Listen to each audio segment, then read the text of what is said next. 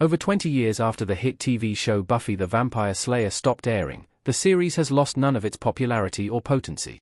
However, this doesn't mean that Hulu's upcoming revival will be able to do justice to the original show. Though the revival is still in its infancy, it's clear that the series must distinguish itself and not try to copy the magic of the iconic 1997 show.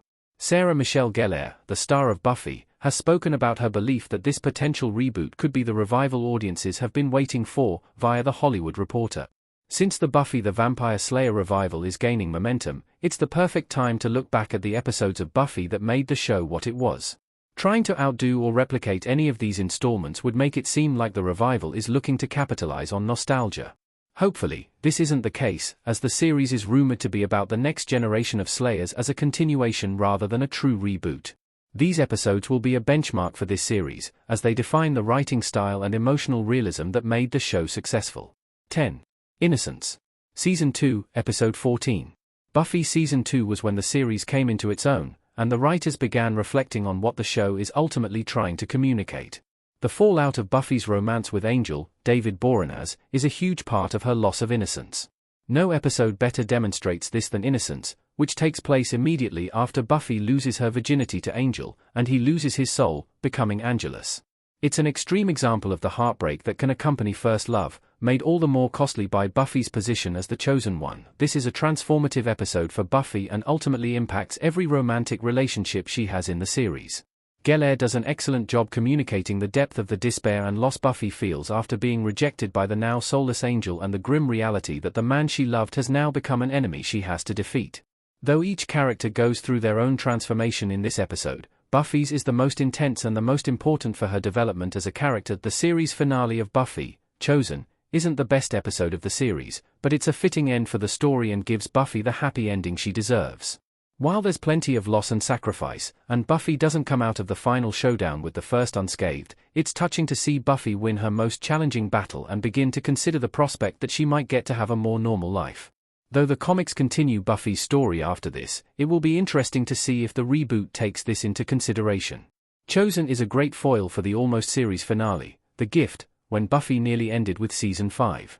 Since Buffy had already died twice, killing her off in the true finale wouldn't have been exciting or shocking, just disappointing. Buffy had spent 7 seasons communicating to the audience just how different and isolated Buffy was and always would be because of her role as the Slayer. However, Chosen explores the other side of the Chosen One narrative, proving that everyone has the potential to be a hero, and Buffy's ultimate role has been to share this power. Buffy the Vampire Slayer Season 6 was so dark for many reasons, but Tabula Rasa was a nice break in the tension of an emotional season. However, the episode isn't just memorable because it provided some much-needed comic relief. In the wake of the revelations in Once More with Feeling, Buffy followed that iconic episode with another one of the strongest episodes of the season and the show. Tabula Rasa lets the characters express their true feelings and impulses without the weight of everything that's happened between them. Of course, the spell is lifted, and everyone remembers who they are. This is when the crushing realization of the lies and betrayals that defined Season 6 comes crashing down. This episode demonstrates why Season 6 is such an underrated season of Buffy, as it balances so much light and darkness simultaneously. Tabula Rasa moves the plot forward while taking the viewer out of the dark narrative the season constructs. These types of special episodes and unique ideas will be impossible to replicate in the revival. Though Buffy is considered one of the best supernatural teen drama TV shows, the series successfully made the transition from high school to adulthood after the explosive Season 3 finale. However, Buffy took its time saying farewell to high school and gave Sunnydale High a proper Buffy goodbye by literally blowing up the building. Only Buffy could pull off the tonal balance of experiencing one of the most emotionally significant rites of passage of adolescence and then showing a comical explosion of a giant snake. Before this classic Buffy ending, Graduation Day, Part 1 saw the tragic end of Buffy and Faith's, Eliza Dushku, love-hate relationship and rivalry.